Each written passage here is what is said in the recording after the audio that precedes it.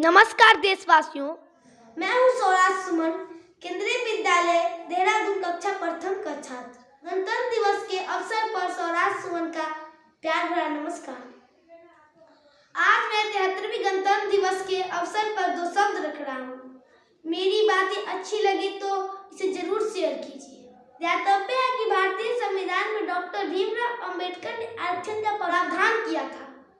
विधिवत 26 जनवरी 1950 को भारतीय संविधान लागू हुआ था। आर्थिक, सामाजिक, शैक्षणिक एवं राजनीतिक दृष्टिकोण से कमजोर वर्ग के लिए संविधान में इसका प्रावधान किया गया था।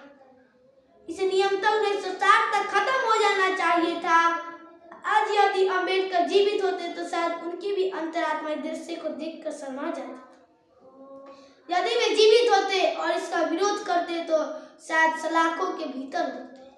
सच्चाई तो यही है कि चाहे किसी भी दल की सरकार हो, SC, ST एवं OBC वोट साधने के उद्देश्य से हर 10 साल बाद बढ़ा दिया जाता है। किसी भी दल की सरकार हो, इसे हटाने के लिए हिम्मत नहीं जुटा पाती, चाहे 56 इंच के सीना वाले प्रधानमंत्री ही क्यों न हो। ध्यातव्य है कि 3 बार मुख्यमंत्री बनने के बाद भी मायावती दलित हैं। सैकड़ों IAS, PCS एवं IPS लाखों श्रेष्ठ उम्मीदवारों के अधिकार हटने के बाद भी दलित है। मुख्यमंत्री हजारों विधायक एवं सांसद होने के बाद भी दलित है। प्रधानमंत्री एवं राष्ट्रपति जैसे ओहदे पर बैठे लोग भी दलित हैं। विचारणीय प्रश्न है कि 72 सालों तक आरक्षण का लाभ लेकर भी समाज दलित है। इंदिरा गांधी के समय केंद्रीय मंत्री रह चुके जगजीवन राम के परिवार मीरा कुमार को आरक्षण क्यों मिलना चाहिए?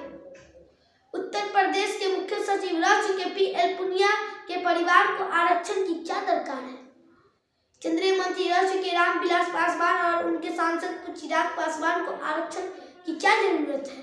ऐसे ही यह लाइन एक लंबी फहरिस्त है जिसे बताने में एक लंबा वक्त लगे। लेकिन प्रश्न लाजमी है कि इसमें गंभीर विचार होना चाहिए कि नहीं। मीडिया इन बिंदुओं पर चर्चा एवं डिबेट नहीं कर सकती क्योंकि उसे विज्ञापन बंद होने का खतरा है। वकीतवादी एवं चाचौंध जिंदगी जीने के लिए वह सत्ता की दलाली करने के लिए मजबूर है। चौथा स्तंभ कहा जाने वाला मीडिया सत्ता के समझ जब घुटना टेक दे तो समझिए उस देश को बर्बाद और कंगाल होने से कोई नहीं बचा सकता। इक्के दुक्के पत्रकार है जो सत्ता से सवाल करते हैं लेकिन वे टिमटिमाते हुए दीपक की तरह। विभिन्न पार्टियां जो आरक्षण का पुरजोर समर्थन करती हैं, एक विधायक से टिकट आवंटन के लिए करोड़ों रुपए लेती है। क्या उन लोगों को वाकई आरक्षण की जरूरत है? सरकार समाज को जाति, धर्म, मजहब, संप्रदाय, आरक्षण आदि में बांटकर विद्वेष पैदा कर रही है। डिवाइड एंड रूल की पॉलिसी पर काम कर रही है। अब सबसे अहम सवाल है कि इन मुद्दों पर टीवी डिबेट होना चाहिए कि नहीं।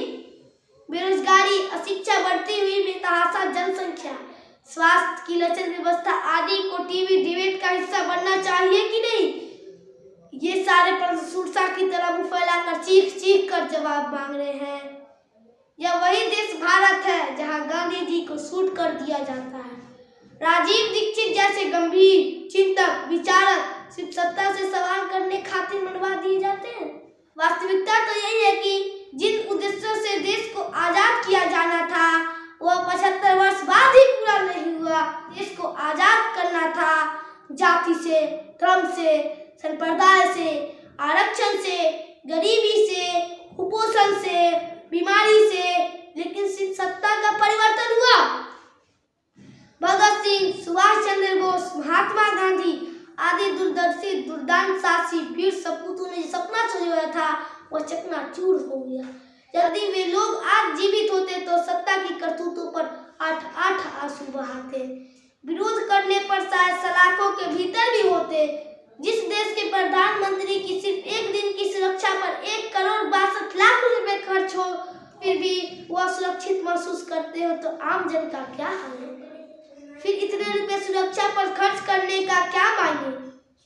यदि सिर्फ BPI की सुरक्षा पर इतने रुपए पानी की तरह बहाया जाता रहा तो इस देश को कंगाल होने से कोई नहीं बचा सकता। कोई भी राजनीतिक दल हो, सबको कुर्सी प्यारी है, जनता जाए चूल्हे भार में। अंत में मैं यही कहना चाहूँगा कि योग्यता के आधार पर विद्यार्थियों का चयन हो, न कि उसका आधार बने जाति, धर्म, मजहब, संप्रदाय एवं आरक्षण। आरक्षण से विद्वेष फैलता है इस विद्वेष रूपी जहर को रोका नहीं गया तो इस देश को सत्यानाश होने से कोई नहीं बचा सकता। कलयुग में महाकवि तुलसीदास जी की उक्ति अक्षरशः चरितार्थ हो रही है, पंडित सोई जो गाल बजावा। मैं अपनी बात को आधुनिक युग के विडंबना के बड़े मार्मिक एवं तलस्पर्शी कवि डॉक्टर मनमोहन जी की कविता की कुछ चुनिंदा पंक्तियों से कर रहा हूँ। अब तो आंखें ही कहाँ देखती हैं, नाचना तो खूब सीख जाती हैं, लेकिन देखना भूलती जाती हैं। फालतू देखना भी क्या, देखना बस इतना काफी कि अपना हार दिखाई दे जाए। जय हिंद, जय भारत। इस वीडियो को लाइक, शेयर, सब्सक्राइब करना ना भूलें। धन्यवाद।